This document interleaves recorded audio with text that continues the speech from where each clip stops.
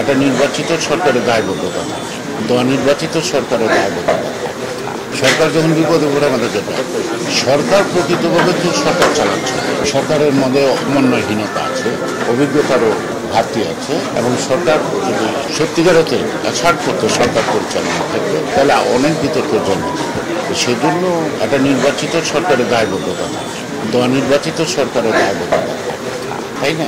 সুতরাং সরকার তো কোনো দলের না, সেই কারণে সরকারের দোস্তুটি নিয়ে আলোচনা।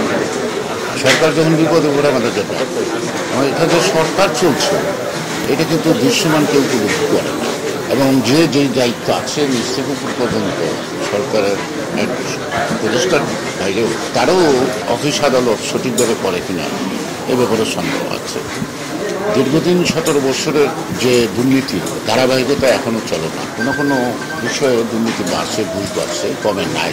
তো সুতরাং এই জন্য বলছি যে একটা জবাবদিহিমূলক প্রকৃত অর্থে জনগণের নির্বাচিত প্রতিনিধি দ্বারা সরকার গঠিত না হওয়া পর্যন্ত যত বিলম্ব হবে তত নানা ধরনের প্রতিবাদ, নানা ধরনের প্রশ্নের সম্মুখীন হতে হবে, নানা ধরনের ষড়যন্ত্র।